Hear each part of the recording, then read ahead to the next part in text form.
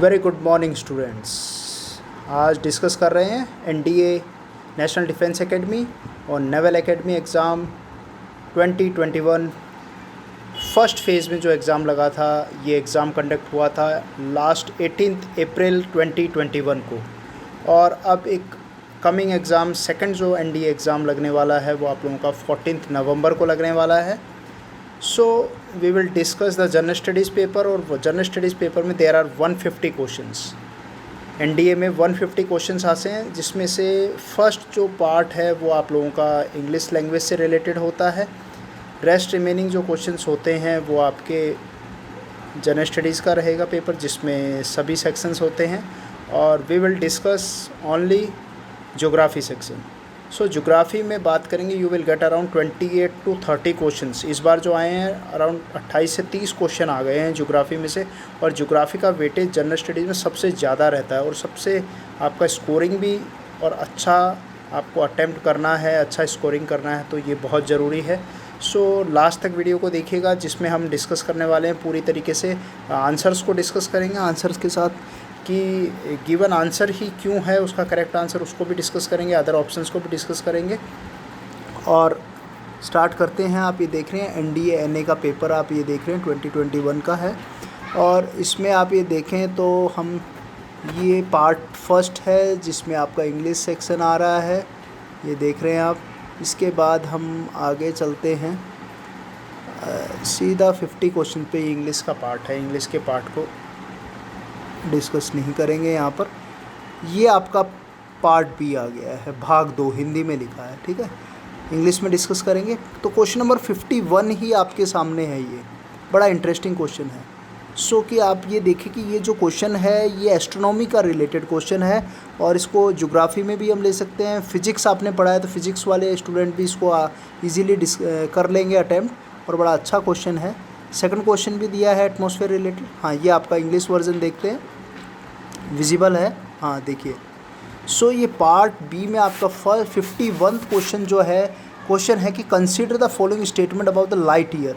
Simple सा है कि लाइट ईयर भाई क्या काम आता है। लाइट ईयर जो है, तो फर्स्ट ऑप्शन अगर आप देखते हैं, light year is a unit for measurement of large scale very large distances. बड़ी लंबी दूरी, यानी कि जो आप स्पेस में दूरी डिस्टेंस वगैरह निकालते हैं। और बाकी रिमेनिंग देखें option, light year unit of measurement of very large time interval नहीं, light year unit of measurement of intensity of light नहीं। सो आप यहाँ पर अगर देखें तो आपका जो सही आंसर है वो आपका हो जाता है डी हो जाता है। सही आंसर आपका डी हो जाता है। ये आपका सही answer, this is your correct answer. So आगे चलते हैं। क्वेश्चन नंबर 2 जो आप देख रहे हैं 52, सॉरी 2 नहीं है, मतलब सेकंड क्वेश्चन है ज्योग्राफी का। बहुत सारे मिक्स क्वेश्चंस हैं, अपन क्वेश्चन ज्योग्राफी वाले क्वेश्चंस को देखेंगे अभी। सो क्वेश्चन नंबर जो 52 है, which one of the following regarding density of water at atmospheric pressure is correct. यानी कि हमें डेंसिटी पता करनी है वाटर की एट द एटमॉस्फेरिक प्रेशर के रिलेशन में क्या डेंसिटी करेक्ट रहती है। तो जनरली हमने बात किया था कि the atmospheric pressure is 1013.25 millibar होता है, और अप्रॉक्सीमेटली इज़ 1000, मतलब 1000 के आसपास का होता है ये जो है। सो आप इसमें देखेंगे जो सूटेबल इसका आंसर है वो आपका ए इसका करेक्ट आंसर है। द डेंसिटी आप इसमें देखेंगे, यहाँ पर 52 का करेक्ट आंसर है। Density of water at 4 degree centigrade is 1000 kilogram per cubic metre. This is the correct answer, okay, and rest remaining are the wrong. So next, coming the next question. Next question आप आ जाइए 57th question. 57 जो है, 57 पे नज़र डालते हैं। 57 question is also related to the geography. Yes, this is the question, composition of gases in exosphere. Atmosphere का सेक्शन जब डिस्कस किया था तो उसमें आपको बताया था कि लास्ट लेयर जो होती है अबाउ 640 किलोमीटर के ऊपर जो लेयर होती है, that is known as exosphere कहते हैं, ओके। और यहाँ पर पूछ रहा है कि एक्सोस्फीयर में कौन कौन सी गैसेस मिलती हैं, उन गैसेस को देखेंगे। तो मैंने बताया था आप लोगों को कि मॉलिक्यूलर एटॉमिक मॉलिक्यूलर लेयर्स हैं, उसमें क्या है जो हल्की हैं, हीलियम है। सो यहाँ पर ऑप्शन जो करेक्ट बन रहा है वो आपका सही ऑप्शन बन रहा है, यहाँ पर ये नहीं है। दिस इज़ फर्स्ट, ये फर्स्ट आंसर इसका अगर हम देखते हैं, फर्स्ट ये इसको हटाएं, ये है, this is your first answer, helium and hydrogen. A is the correct answer. Helium and hydrogen की जो एटॉमिक मॉलिक्यूलर लेयर्स हैं, यहाँ इनका परसेंटेज यहाँ पर कॉम्पोजिशन गैस एक्सोस्फीयर में मेनली यही गैसेस है। इसके अलावा भी हैं, ऑक्सीजन है, बाकी रेस्ट रिमेनिंग गैसेस है, पर हीलियम हाइड्रोजन का पेयर यहाँ पर करेक्ट रहेगा। नेक्स्ट क्वेश्चन पे चलते हैं। नेक्स्ट क्वेश्चन पे आप चलते हैं, आप आ जाइए 58th क्वेश्चन को निकालिए। 58th क्वेश्चन देखते हैं। करेक्ट 58th क्वेश्चन जो है वो इंडस्ट्रियल ज्योग्राफी का क्वेश्चन दिया गया है। यहाँ इंडस्ट्रियल ज्योग्राफी को देखें या आप केमिस्ट्री से रिलेट करके भी इस क्वेश्चन को देख सकते हैं, मतलब दोनों तरीके से आप इसको पढ़ सकते हैं इस क्वेश्चन को। क्वेश्चन आपके सामने है, which one of the following is not used as a raw material in the manufacture of glass. Glass के बनाने में उसका रॉ मटेरियल कच्चा माल नहीं है इसमें से। हमें नॉट पे, मैंने आप लोगों को पहले भी बात की थी कि ये नॉट वाला जो चीज़ है, ये नॉट वाली जो चीज़ है, इसको हमें ध्यान रखना है। क्वेश्चन यहीं पे घुमाएगा, हमें नहीं बताना है इसमें कि which is not a raw material in manufacture of glass. So देखेंगे ऑप्शंस में सोडा है, एल्यूमिना है, बोरक्स है, जिप्सम है। सो यहाँ पर अगर आप देखेंगे, सो आपका करेक्ट आंसर क्या रहेगा, सोडा भी मिलाया जाता है, उसके बाद आप बोरक्स होता है, एल्यूमिना है, ये सब चीज़ें मिलाई जाती हैं। लाइमस्टोन भी यूज़ किया जाता है जब ग्लास की मैन्युफैक्चरिंग होती है। So left only gypsum, gypsum यहाँ पर करेक्ट आंसर है। आगे नेक्स्ट चलते हैं। इसके बाद आपका है क्वेश्चन नंबर 58 के बाद क्वेश्चन नंबर 60 पे आ जाते हैं हम। 60 पर आप ये देखेंगे, solder is an alloy of, soldering करने के सोल्डरिंग आयरन है। आपने देखा है कि टाँके वगैरह इलेक्ट्रो बिजली के जो आइटम्स होते हैं उन पे टाँका लगाने का काम आता है सोल्डरिंग आयरन। तो यहाँ पर अलॉय क्या है, यानी कि दो चीज़ों से मिलकर अलॉय बनता है। यहाँ पर अपन देखेंगे। सो करेक्ट आंसर आपका क्या रहेगा, ऑप्शन आप देख रहे हैं कॉपर है, ये सभी चीज़ें मिल रही हैं इसमें। आपका सही answer tin plus lead, tin plus lead इसका करेक्ट आंसर है। Solder is an alloy of, क्या सही आंसर है आप ये देखेंगे यहाँ पर, टिन प्लस जो आपका सही आंसर आप ये देखेंगे, ये आप इसमें देखेंगे टिन है और टिन के साथ आप दूसरा है आपका, टिन के साथ आप लेड, ये आपका सही आंसर है। इस ऑप्शन को आप देख लीजिए, करेक्ट आंसर है। नेक्स्ट क्वेश्चन पे चलते हैं। नेक्स्ट क्वेश्चन आपका है 63 क्वेश्चन पे अगर आप चलें तो this is your 63 question. Again अगर इस क्वेश्चन को आप देखते हैं तो यहाँ पर जो ऑप्शंस आप देख रहे हैं कि विच one of the following is the lowest possible temperature, यानी कि लोवेस्ट पॉसिबल टेम्परेचर। देखिए ये जो क्वेश्चन है, यहाँ पर हम इंसोलेशन का एक टॉपिक क्लियर किया था आप लोगों के साथ और उसी में थर्मामीटर रिलेटर पायरो हेलेक्टोमीटर के बारे में पढ़ा था। वहीं से तो ये आप फिजिक्स में भी ले लेते हैं इसको, ज्योग्राफी में भी कर सकते हैं इस क्वेश्चन को, दोनों ही चीज़ों से अच्छा क्वेश्चन है। Which one of the following is the lowest possible, सबसे न्यूनतम तापमान क्या हो सकता है, पॉसिबल, लोवेस्ट पॉसिबल। तो आपका करेक्ट है, ये तो बड़ा आसान क्वेश्चन दे दिया है, आप इजीली इसको कर सकते हैं। सो यहाँ पर आप ये देखेंगे, ये एक आपका करेक्ट आंसर है, ये आप ये देखेंगे, this is your correct answer.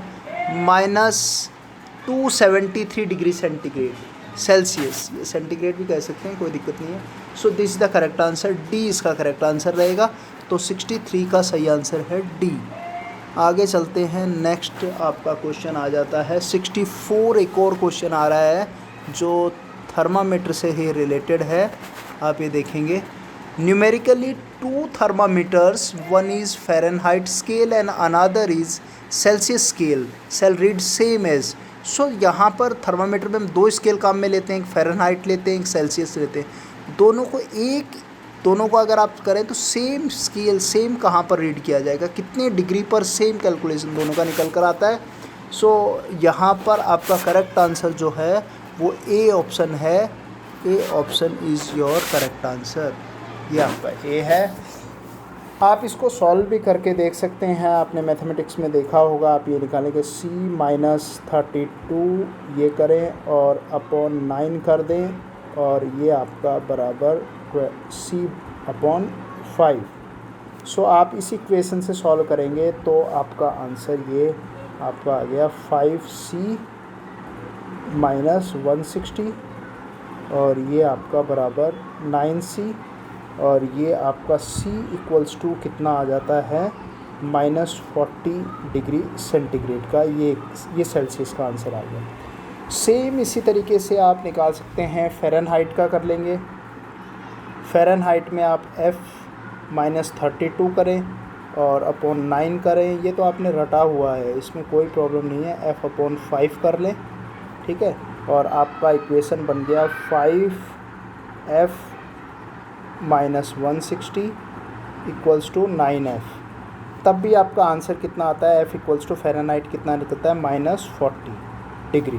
So both having, if you calculate from the Fahrenheit scale or from the Celsius scale, your answer will be option A. A is the correct answer। बड़ा अच्छा question है, कई बार पूछा गया है NDA में, तो आप इसको करिएगा अटेम्प्ट। तो ध्यान रखिएगा, ये दोनों चीज़ें रट लें। सेल्सियस का क्या फार्मूला रहेगा, फ़ारेनहाइट का क्या रहेगा। अगले क्वेश्चन पे चलते हैं। नेक्स्ट ज्योग्राफी के रिलेटेड क्वेश्चन है आपका 88। अब थोड़ा सा लंबा चलेंगे हम। 88th क्वेश्चन पे आएंगे। 88th क्वेश्चन है, ज्योग्राफी में आया हुआ क्वेश्चन है 88th क्वेश्चन। ये आपका 88th क्वेश्चन आ गया। क्वेश्चन बड़ा अच्छा है, आप ये देखिए। ये तो केमिस्ट्री का है 87, ठीक है। CaCO3 इसका भी आपने डिस्कस किया था केमिकल वेदरिंग में।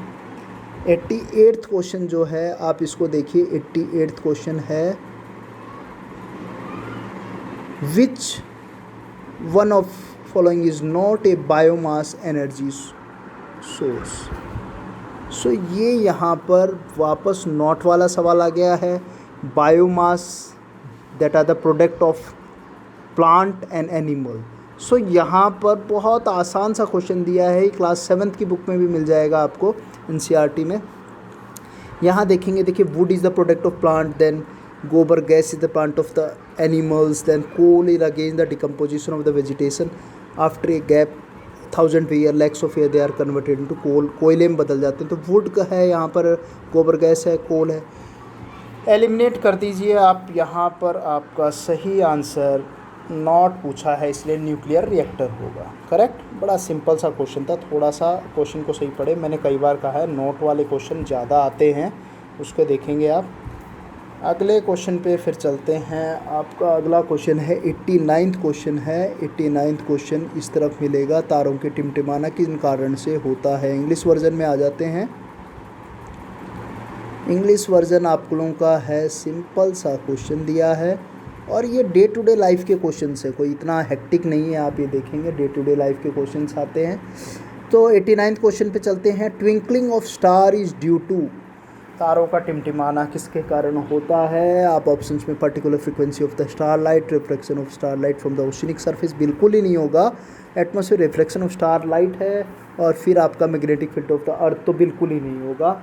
आपका सही आंसर यहाँ पर आता है atmospheric reflection of starlight.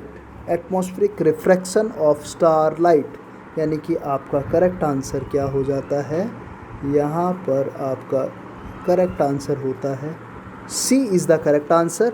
Atmospheric से रिफ्रैक्शन हो रहा है किसका, स्टार की लाइट का, और उसी के कारण वो ट्विंकलिंग दिखाई देता है। करेक्ट। ओके, नेक्स्ट आप नेक्स्ट क्वेश्चन पे चल देंगे। सो यहाँ पर अगला क्वेश्चन, ये भी फिजिक्स का क्वेश्चन है। आप ज्योग्राफी में डेसिबल वगैरह आपने पढ़ाई है, उसमें unit of frequency of sound waves के बारे में पूछा है, इसको भी कर सकते हैं। अगले क्वेश्चन पे ज्योग्राफी वाले पोर्शन पे चलते हैं। क्वेश्चन पूछा गया है 99th क्वेश्चन है। 99th क्वेश्चन है, चलते हैं 99th क्वेश्चन पे। ये 96 और ये 99 क्वेश्चन। ये आपका 99 क्वेश्चन। कई बार मैंने आप लोगों से डिस्कस किया है कि ये क्वेश्चन सर्टेनली आएगा ही। देखिए क्वेश्चन क्या है, ये आप स्क्रीन पे देख पा रहे हैं। 99 question, mirage is an illustration of, mirage जो मृगमरीचिका बनती है डेजर्टिक रीजन्स में देखी जाती है, सड़कों के किनारे बहुत गर्मी में समर के टाइम देखने को मिलता है। जहाँ मैं रेनबो के बारे में पढ़ा रहा था उस समय इसको भी डिस्कस किया था। दोनों ही क्वेश्चन आते रहते हैं। तो ओनली डिस्पर्सन से होता है, रिफ्रैक्शन से होता है। TIR हमेशा याद रखिए, total internal reflection of light, यानी कि करेक्ट आंसर बिना टाइम गवाए अपन करेक्ट आंसर पे चल लेते हैं। आपका करेक्ट आंसर इसमें रहेगा C is the correct answer. TIR को याद रखिए। रेनबो भी इसी के कारण बन रहा है और आपका ये जो मिराज है ये भी इसी के कारण होता है। आगे चलेंगे। करेक्ट 99 के बाद 107 क्वेश्चन पे आ जाते हैं। 107 नंबर क्वेश्चन आप लोगों का पूछा गया है। बड़े इंटरेस्टिंग सवाल आए हैं और जो डिस्कस किया था, पढ़ाया था, उसी में से क्वेश्चन ये पूछे गए हैं। ये हिंदी वर्जन है। कपाल द्वीप प्रमुखतः किसके विस्तार के कारण पूर्ण रूप से विरंजन हो गया है, यानी कि यहाँ पर कोरल ब्लीचिंग के बारे में क्वेश्चन पूछना चाह रहा है। ये इंग्लिश वर्जन अपन देख लेते हैं। 107 है, Capel island is completely bleached mainly due to the expansion of. So यहाँ पर अपन ये देखेंगे कि मैंने जब कोरल टॉपिक पढ़ाया था, कोरल ब्लीचिंग की डिस्कस की थी, जुक्सन थैले के बारे में बात किया था। जुक्सन थैले हैं, they are making food for they are helping in the photosynthesis process of polyps है, और प्लॉप्स के डेथ होने के बाद उनकी बॉडी से एक्सक्रीट होता है CO3 और उसी से ये कोरल्स रीफ वगैरह बनते हैं। अब ये कैपल आइलैंड जो है, मैं आपको बता दूं कि ये जो कैपल आइलैंड है, ये कैपल आइलैंड कहाँ पर है? ये south of great barrier reef. ये बात की थी हमने क्वींसलैंड के पास, आपको बात की थी नॉर्थ ईस्ट वाले पार्ट में, क्वींसलैंड ऑस्ट्रेलिया बताया था जहाँ पर है। सो ये धीरे धीरे क्या हो रहा है, यहाँ जुक्सन थैले का तो जिक्र है नहीं। देखो 2-3 रीजन बताए थे कि टेम्परेचर जो सूटेबल इनकी कंडीशंस हैं, फेवरेबल कंडीशन, वो चेंज हो जाए।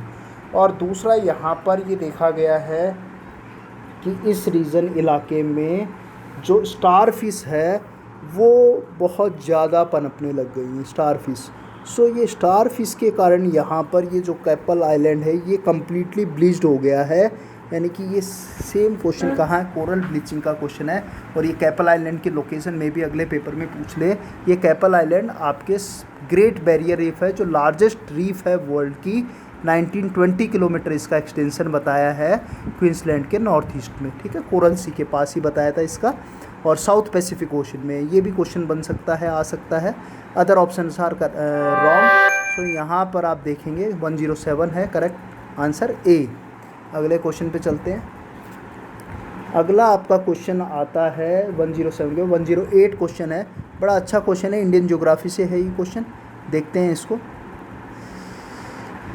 Which one of following river is not a tributary of river Brahmaputra? Which one of the following is not a tributary of river Brahmaputra? सो ब्रह्मपुत्र पूरा ड्रेनेज सिस्टम हमने पढ़ा था, जहाँ से ये सांगपो है, मानसरोवर लेक से निकल रही है। सांगपो चाइना में नेम है। उसके बाद यांग्याप ग्लेशियर से अरुणाचल में आती है, दिहांग नाम होता है। फिर असम में ब्रह्मपुत्र होता है, पासीघाट के पास बताया, सारी चीज़ें बताई। तो हम ये देखिए जब नेशनल पार्क्स में पढ़ा रहा था और बायो रिजर्व्स पढ़े तो उसमें मानस का जिक्र किया था मैंने, मानस है। सो मानस तो इसमें नोट पूछा है। अगेन क्वेश्चन क्या आ रहा है देखो, उस पर हम देखेंगे। यहाँ पर आपसे नोट के ऊपर पूछना चाह रहा है कि नहीं है ट्रिब्यूटरी मतलब सहायक नदी नहीं है। सो मानस है, सुबनसरी है, केमेंग है, रिवर केमेंग है, ये महानदी है। ये तो हमने आप लोगों को बताया था, ये आपकी उड़ीसा वाले महानदी डेल्टा क्षेत्र है, उस रीजन में आएगी। सो आपने पढ़ा है लार्जेस्ट जो डैम है हीराकुंड डैम है। हीराकुंड डैम लॉन्गेस्ट डैम है, हीराकुंड लॉन्गेस्ट है। और हाईएस्ट तो अपने टिहरी गढ़वाल है, और ग्रेविटी डैम में नाम आता है, भाखड़ा नांगल डैम का नाम आता है। और यहाँ पर सबसे लंबा बांध देखेंगे लंबाई में तो वो हीराकुंड डैम है, और हीराकुंड डैम कौन सी रिवर पे, महानदी में है, और ये कहाँ पर है, ये उड़ीसा में है। कहाँ पर है, उड़ीसा में है। So this is not A tributary of Brahmaputra. Okay, बाकी मानस है, दिहांग है, लोहिती है, सुबनसिरी है, ये सब इसकी ट्रिब्यूटरीज है। अच्छा क्वेश्चन है। अगले क्वेश्चन पे चलते हैं। अगला क्वेश्चन आपका 108 के बाद 109 है। वापस एक और क्वेश्चन आया है। ये जो दिया है ये आपको जब प्लेट टेक्टोनिक्स पढ़ाया था मैंने, प्लेट टेक्टोनिक्स में बताया था देयर आर 6 मेजर प्लेट्स बताई थी और माइनर 58 प्लेट्स बताई थी मैंने। बड़ी प्लेटें हैं, 6 बड़ी प्लेटें बताई थी। तो बड़ी प्लेटें में आपके जैसे कॉन्टिनेंट्स के नेम है सेम उसी के अनुसार नाम मैंने आप लोगों को बताया था। सो वहीं से ये क्वेश्चन लिया गया है। आप ये देखें तो यहाँ क्वेश्चन है विच is not A minor plate. बाकी सब बड़ी प्लेट तो plate not a minor plate, तो ये सब कोकोज़ है, नज़ाका है। नज़ाका कोकोज़ आपके कैरिबियन सी वाले मैक्सिको वाले पार्ट में है। नज़ाका आपके नीचे की तरफ हो गई, जुआन डी फुका आपके अलास्का वाले पार्ट की तरफ हो गई। सो नज़ाका वाली प्लेट आपके ये चिली वाला रीजन है, एंडीज़ के पास नज़ाका प्लेट। कोरोलाइन प्लेट आपकी नेक्स्ट ये इंडिया और ऑस्ट्रेलिया के बीच में कोरोलाइन प्लेट है। तो ये तो सारी माइनर प्लेट होगी।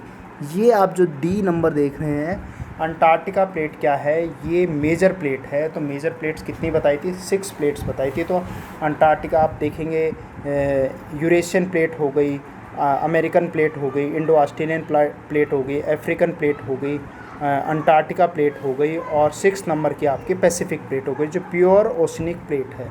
याद रखिएगा पैसिफिक प्लेट पे कई बार क्वेश्चन बन चुका है, यहाँ पर इसका क्वेश्चन बना है। ये एनडीए सीडीएस दोनों में ये क्वेश्चन आया। एनडीए में काफ़ी टाइम बाद प्लेट टेक्टोनिक्स पे क्वेश्चन आया है। सो ये जो कोकोज़, नज़ाका और कोरोलाइन है, कोकोज़ मैंने बताया कैरिबियन सी के पास है छोटी प्लेट, नज़ाका आपके एंडीज़ रेंजेस वाले पार्ट पे है, यानी कि आप ये देखेंगे वेस्टर्न जो साउथ वेस्ट वाला पैसिफिक कोस्ट है उधर आएगा ये पीरू वाले तट के पास। और कोरोलाइन इंडिया और ऑस्ट्रेलिया के पास वाले बीच वाले रीजन, इंडोनेशिया वाले रीजन में कोरोलाइन प्लेट आते हैं। माइनर प्लेट है, बर्मीज़ है, ईरानियन प्लेट है, इंडियन प्लेट है, ये सब माइनर प्लेट्स हैं। ठीक है, एशियन प्लेट है। अगला क्वेश्चन चलते हैं। बड़ा इंटरेस्टिंग सवाल है, मतलब मज़ा आ रहा है। पेपर ऐसा नहीं है कि कर नहीं सकते। अगर टॉपिक वाइज टॉपिक जो भी डिस्कस किया था उसको प्रॉपरली आप लास्ट पेपर्स को सॉल्व कीजिए। और यहाँ पर एक अपन देखते हैं कि अभी कमिंग डेज़ में रेगुलरली 5-10 साल के पेपर्स को मैं सॉल्व करते जाऊँगा, उनको डालता रहूँगा रेगुलरली। आप चेक कीजिएगा, नोटिफिकेशन है, चेक करते रहिएगा, आपको मिलते रहेंगे। क्योंकि यहाँ पर अगर हम 5-10 साल के क्वेश्चन पेपर सॉल्व कर लेते हैं, हर सब्जेक्ट के ही कर लें, तो उसमें आपको बड़ा बेनिफिट होगा। क्योंकि टाइम आपके पास अभी शॉर्ट ड्यूरेशन है, इस समय आप लास्ट पेपर्स को ही सॉल्व करें तो बड़ा बेनिफिशियल रहेगा। सो अगला क्वेश्चन 110 है आपके सामने। 110 क्वेश्चन को आप ये देखें। 110 क्वेश्चन है, advantage of tectonic activity in Iceland includes. Iceland बताया है आपका आर्टिक्स के पास इसकी लोकेशन है, अटलांटिक ओशन में आप ये लोकेशन देखेंगे। अब वहाँ पर टेक्टोनिक एक्टिविटीज़ बहुत ज़्यादा हो जाती हैं। एक तो आपका वॉल्केनिक इरप्शन एक्टिविटीज़ होती है। तो वॉल्केनिक इरप्शन क्या है, दोनों ही रीजन बताएं, कन्वर्जेंट है, डाइवर्जेंट। तो यहाँ पर जो आइसलैंड वाला रीजन है यहाँ पर डाइवर्जेंट हो रहा है। क्या हो रहा है, डाइवर्जेंट प्लेट मार्जिन हो रहा है। डाइवर्ज में क्या करेगा, when two plates moves apart from each other, दोनों एक दूसरे से अलग तरीके से दूर दूर जाएंगी। तो दूर जाएंगी तो उससे क्या होगा, यहाँ का फ़ायदा क्या हो रहा है लोगों को, यहाँ का आइसलैंड के लोगों को। सबसे पहला है एक तो source of natural geothermal energy मिल रही है उनको, ये एक नया है। एक अट्रैक्शन ऑफ टूरिस्ट, बड़े पैमाने पर टूरिस्ट इस तरीके की टेक्टोनिक एक्टिविटीज़ को देखने के लिए यहाँ पर आते रहते हैं। तो ये दोनों ही हैं। तो आपका 1 and 3 is the correct answer. 1 and 3 C is the correct answer. New island का यहाँ पर कोई कंसेप्ट नहीं है, न्यू आइलैंड नहीं बन रहा है, पर जियोथर्मल एनर्जी का बड़ा अच्छा यहाँ पर चांसेस है। लोग यहाँ पर गर्म पानी के झरने, हॉट गीज़र से इनको देखने के लिए आते हैं, और काफ़ी भारी मात्रा में टूरिस्ट काफ़ी 10 साल में इजाफा बढ़ गए हैं इसमें। ठीक है, तो अगले क्वेश्चन पे चलते हैं। अच्छा, टेक्टोनिक्स से 2 क्वेश्चन पूछे गए हैं यहाँ पर, बस अब आते नहीं है टेक्टोनिक्स से, फिजिकल ज्योग्राफी से। 111 यानी कि 111 111 नंबर क्वेश्चन देख लेते हैं। उस प्रक्रिया को क्या कहते हैं जिसमें कुछ खनिज जल को अवशोषित कर लेते हैं, यानी कि उसको एब्जॉर्व करेंगे और प्रसारित होते हैं और परिवर्तित हो जाते हैं। तो हाइड्रेशन, हाइड्रोलिसिस, ऑक्सीजन, ये ऑक्सीडाइजेशन, ये सब अपने केमिकल वेदरिंग आप लोगों को पढ़ाया था, वेदरिंग वाले टॉपिक में क्लियर किया है इसको, और वहाँ से सर्टेनली देखो क्वेश्चन आ गया है।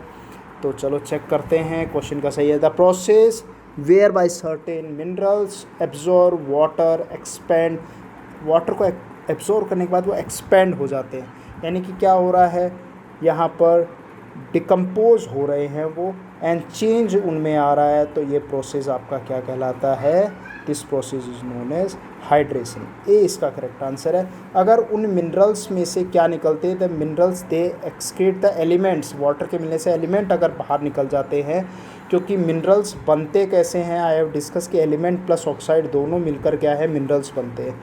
सो अगर वो एलिमेंट्स के बारे में पूछता तो सही आंसर इसका सी हाइड्रोलाइसिस होता। यहाँ पर वाटर का रिएक्शन पूछ रहा है और उससे एक्सपेंड हो रहा है, चेंज हो रहा है, यानी कि हाइड्रेशन है यहाँ पर करेक्ट आंसर। और बाकी कार्बोनेशन CaCO3 का रिएक्शन पढ़ा है, ऑक्सीडाइजेशन में हमने रस्टिंग ऑफ आयरन पढ़ा है। सो उसका भी क्वेश्चन हर साल बना हुआ है, वेदरिंग पे क्वेश्चन आ गया, मज़ेदार क्वेश्चन है। अगले क्वेश्चन पे चलते हैं। आप ये देखिए, विच one of the following is the longest latitude, सबसे लॉन्गेस्ट लैटिट्यूड क्या है। बड़ा सिंपल सा क्वेश्चन दिया है, पर ऑप्शंस को आप देखोगे तो घबरा जाओगे। देखो क्या है क्वेश्चन यहाँ पर कि लॉन्गेस्ट लैटिट्यूड क्या है, तो आप याद कीजिए या 90 डिग्री लैटिट्यूड है तो वो तो पोल्स पे आ गए। 23 है ट्रॉपिक ऑफ कैंसर, कैप्रिकॉर्न आ गया। 0.0 देखो मज़ा ले लिया, 0.0 दे दिया, मतलब 0। इक्वेटर भी लिख सकता है भाई, इसको इक्वेटर भी लिख सकता है, पर 0.0 डिग्री दे दिया। 66 ये आर्टिक्स वाला दे दिया, अंटार्कटिक सर्कल दे दिया। तो लॉन्गेस्ट लैटिट्यूड आपने ग्रेट सर्कल पढ़ा है भैया, क्या पढ़ा है, ग्रेट सर्कल। तो ग्रेट सर्कल पढ़ा है, तो ये ग्रेट सर्कल जो है वहीं पे तो सबसे बड़ा सर्कल बन रहा है, वही तो महान व्रत है। तो उसका आंसर ये 0 डिग्री लैटिट्यूड, या क्या लिख सकता था, इक्वेटर भी लिख सकता था। तो इक्वेटर की लोकेशन क्या है, आपका सही आंसर सी 0 डिग्री। और घुमाने के लिए 0.0 लिख दिया है, ठीक है, कोई बात नहीं, क्वेश्चन को सही से पढ़िए, और बड़े मज़ेदार सवाल हैं, मज़ा आ रहा है करने में। सो ऐसे ही क्वेश्चन आप लोगों को मिलते रहेंगे। सो नेक्स्ट जो 14 नवंबर को पेपर हो रहा है, उसके लिए ज़ोर तौर से जुड़ जाइए, हमारे साथ जुड़े रहिए। ज्योग्राफी के इसी तरीके के इंटरेस्टिंग क्वेश्चंस को लास्ट पेपर्स को सॉल्व करते रहेंगे, और कुछ MCQs की और MCQs लेके आ रहे हैं आप लोगों के लिए, जुड़े रहिएगा। सो अगला क्वेश्चन है आपका 10113, 113वें नंबर का क्वेश्चन जो आपका आ गया है। यहाँ पर आप ये देखेंगे, ये कैलकुलेटिव पार्ट वाला आ गया है, ये भी बड़े मज़ेदार है, टाइम कैलकुलेशन का है। सॉल्व करवाया था आप लोगों को हमने, GMT पढ़ा है, लॉन्गिट्यूड्स का जो इम्पोर्टेंस में हमने GMT और आइडियल के क्वेश्चन आप लोगों को करवाए हैं। उसमें देखेंगे पहला क्वेश्चन क्या है, ये 113 का, if it is 12 Noon in India on which meridian will 7 AM of the same day. भाई उसी दिन का पूछ रहा है, और यहाँ पे जर्नी कहाँ से स्टार्ट हो रही है आप लोगों की, वो स्टार्ट हो रही है आपकी इंडिया से। तो इंडिया से जर्नी स्टार्ट हो रही है। मैं वैसे जनरली आपको कहता 12 नून GMT बोलता था, तो ग्रीनविच बोलता था, तो 0 डिग्री से हो जाती थी। अब आप 12 नून का मतलब इंडिया बता रहा, तो इंडिया में 12 नून हो रहा है, तो आपकी लोकेशन कितनी है, 82.5 डिग्री ईस्ट पे आपकी लोकेशन है, इतना लॉन्गिट्यूड पे है। अब आप यहाँ से आप ये देख लीजिए कि 12 नून से आप चलें, और कहाँ पर ये बोल रहा है कि आपको सेम डे 7 AM किस लॉन्गिट्यूड पे हो रहे हैं, लैटिट्यूड तो है ही नहीं इसमें। अब 7 AM हो रहा है, तो नून से आप क्या चल रहे हैं, AM मैंने बताया था, तो वेस्ट की तरफ जा रहे हैं, अब लॉस होगा, टाइम कम होगा। अब आप ये देखिए कि 82.5 डिग्री, 82.5 डिग्री पर 12 नून हो रहे हैं, तो आप कितना 7 घंटे क्या हो रहे हैं, पीछे की तरफ जा रहे हैं। तो यानी कि 7 12 आप ये करेंगे 7 AM, तो आप कितना 12 में से 7 आपने माइनस कर दिया, 12 में से आपका 7, यानी कि ये कितना हो गया 5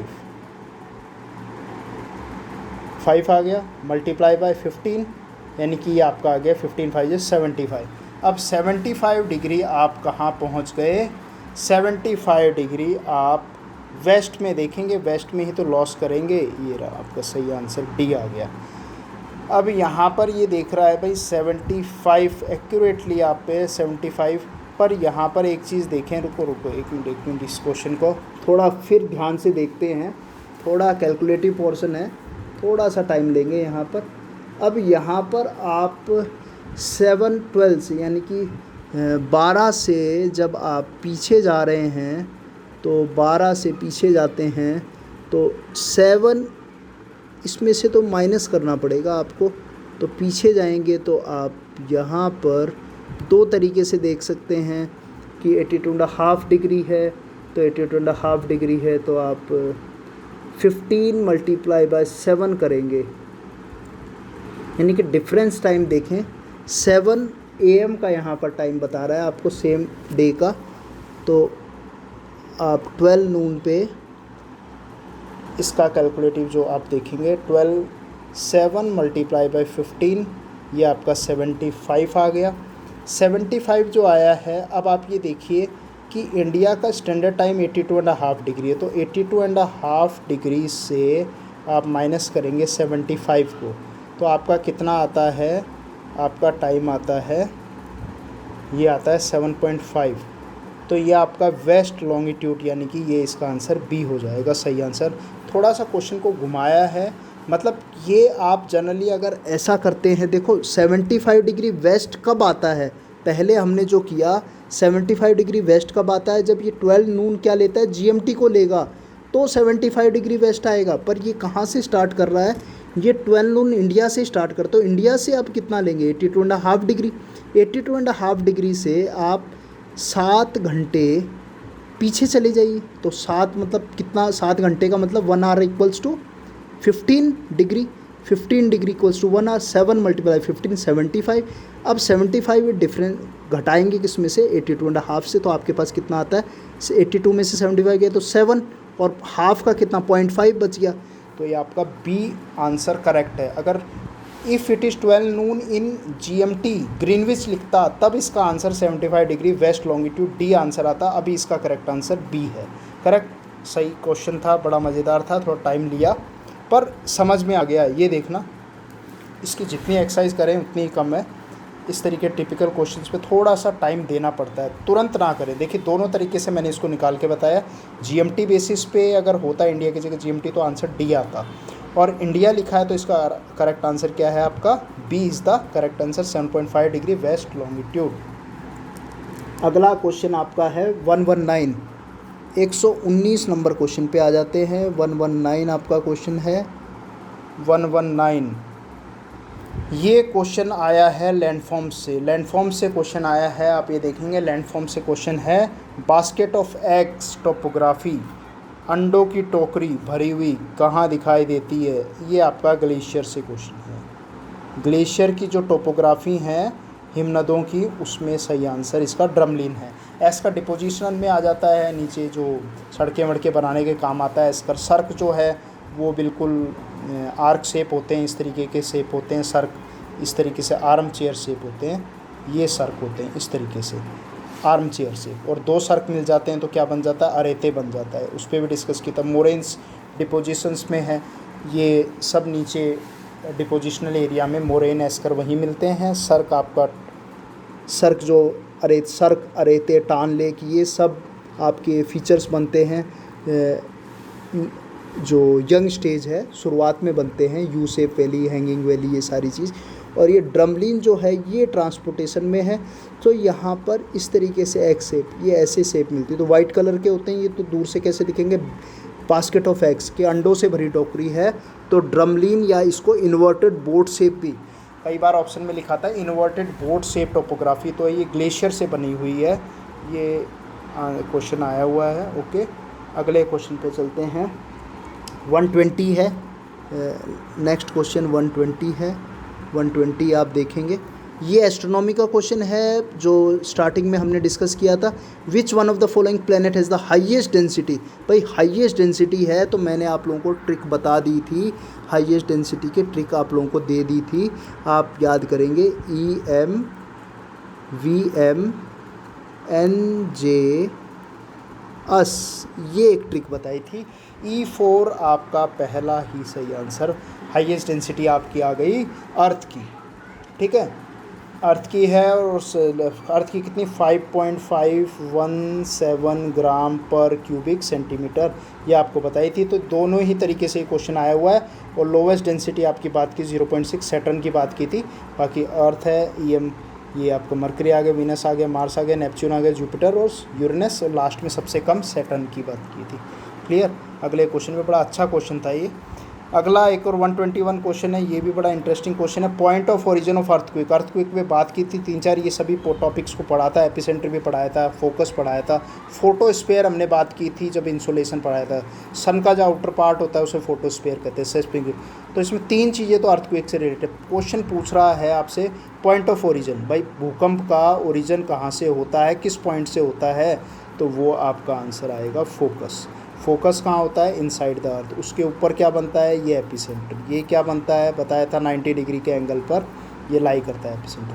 तो ये जो है यहीं से आपकी वेव्स बनती हैं। बॉडी वेव्स बताई थी मैंने, पी वेव्स, ठीक है, एल वेव्स, ठीक है, पी वेव्स है प्राइमरी वेव्स, और सेकेंडरी वेव पी और एस वेव्स बताई थी। सेकेंड वेव ऊपर आ जाती है तो उसको सरफेस वेव्स कहा जाता है, लव वेव्स भी कहा जाता है, एल वेव्स कहते हैं। तो पी एस एल 3 प्रकार की वेव्स पड़ी थी। सही आंसर इसका फोकस है, एपिसेंटर अफेक्टेड एरिया होता है। बड़ा अच्छा क्वेश्चन था। अगले क्वेश्चन पे चलते हैं। नेक्स्ट है ओरिजिन बता दिया, फोकस। 122 पे आ जाते हैं। 122 क्वेश्चन देखते हैं।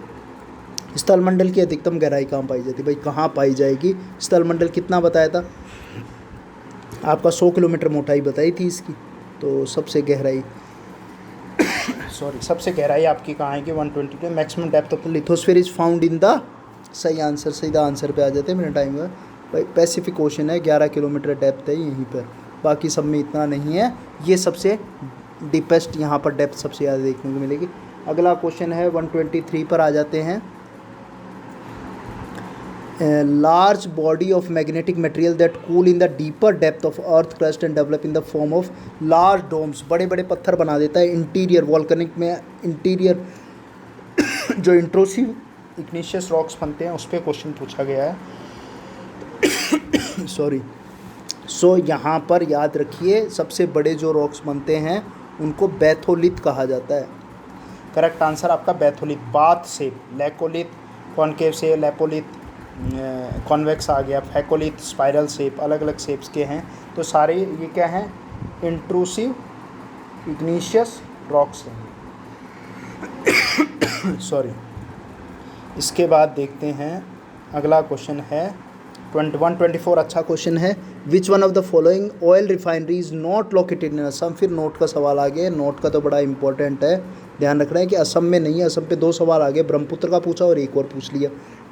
तो डिगबोई है, बोगाईगांव है, नुमालगिरी है, और ये आपका तातीपाका है। तातीपाका जो है it is located in Andhra Pradesh. ये आंध्र प्रदेश में है, गोदावरी वाले रीजन में है। यहाँ पर भी ऑयल निकाला जाता है पर नॉट इन असम। अगले क्वेश्चन पे चलते हैं। अगला क्वेश्चन है 124 के बाद 131। 3-4 क्वेश्चन और हैं। 131 पे देखते हैं। 131 क्वेश्चन है आपका, विच one of the following is not A form of condensation. Condensation की फॉर्म कौन सी नहीं है भाई इसमें। कंडेंसेशन यानी कि वो प्रेसिपिटेशन पूछ रहा है आप लोगों से। सो यहाँ पर आप देखेंगे, ये जो क्वेश्चन है नॉट, तो वापस नॉट का सवाल आ गया। नॉट नहीं है भाई कंडेंसेशन का। रेन है, ड्यू है, फोग है, फ्रोस्ट है, D is the correct answer. Silt नहीं है, सिल्ट नहीं होता है। सिल्ट जो है वो correct answer. Silt is a liquid water that freeze before it hits the ground. Liquid water होता है जो पहले जम जाता है ज़मीन पे आने से पहले। तो ये कंडेंसेशन का पार्ट नहीं है, ठीक है। खेत वगैरह में देखने को मिलता है उन लैंड्स में, ठीक है। अगला देखते हैं। Which one of the following cloud is the rain bearing cloud. बड़ा सिंपल क्वेश्चन बताया था। अलग अलग क्लाउड्स आप लोगों से डिस्कस किए थे। साइरस है, स्टेटस है, क्यूमुलस है और निम्बस। निम्बस जहाँ आ जाता है ये रेन बेरिंग क्लाउड्स है, लगा लीजिए टिक।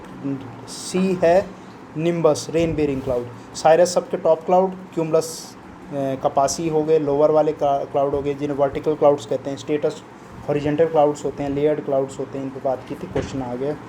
चलिए अगले क्वेश्चन पे चलते हैं। In which of the following countries the intensive substance agriculture is not predominantly practice, कहाँ नहीं की जाती है इंटेंसिव सब्सटेंस। तो याद रखिए जब भी क्वेश्चन इंटेंसिव सब्सटेंस एग्रीकल्चर का क्वेश्चन आता है तो ये जहाँ मोर पॉपुलेटेड एरियाज़ होंगे, पॉपुलेशन ज़्यादा होगी, ज़मीन जोतने के लिए कम होगी, तो उन रीजन में इंटेंसिव सब्सटेंस की गई कि यानी कि कम ज़मीन से ज़्यादा प्रोडक्शन किया जा सके, वहाँ पर होगा। तो आप ये देखेंगे कम ज़मीन, भाई पॉपुलेशन इंडिया के पास खूब है ज़मीन, उसकी कंपेरिजन में जापान आ गया, कनाडा आ गया, तो इसका सही आंसर नॉट पूछा, इंटेंसिव नहीं करते हैं, सही आंसर इसका आएगा Canada, C is the correct answer. Okay, next question है आपका headquarter of south eastern railway. Headquarters अपने डिस्कस किए थे, देर आर द 18 हेडक्वार्टर्स हैं, 18वां जो विशाखापट्टनम को बनाया गया बड़ा, उस पर भी क्वेश्चन बन सकता है इस बार। पिछली बार 17th पे बना था, पिछली बार कोलकाता मेट्रो 17th बनाया गया था, इस बार साउथ ईस्टर्न का फिर कोलकाता ही आंसर सही है इसका। साउथ ईस्टर्न का देखते हैं तो इसका हेडक्वार्टर सही आंसर है सी, साउथ ईस्टर्न का कोलकाता 3 जगह का हेडक्वार्टर है, आपका ईस्टर्न रेलवे का भी है, साउथ ईस्ट का भी है, और कोलकाता मेट्रो 3 जगह का हेडक्वार्टर है कोलकाता। नेक्स्ट चलते हैं, भारतमाला परियोजना इज रिलेटेड। भारतमाला जो है काफ़ी बार क्वेश्चन आ चुका है, ये 31 जुलाई 2015 का प्रोजेक्ट है। कब का है? 31 जुलाई 2015 का प्रोजेक्ट है, 6 साल हो चुके हैं इसको। 83,677 किलोमीटर रोड्स बनानी है, तो सही आंसर क्या है?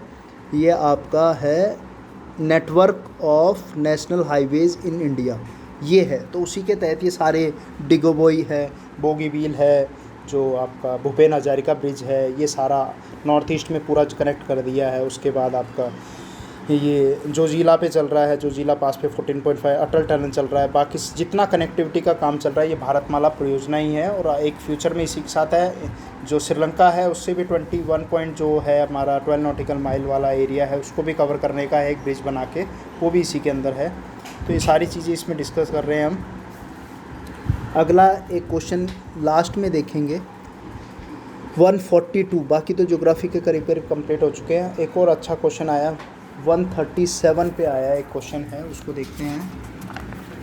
136 क्वेश्चन को देखेंगे सबसे पहले।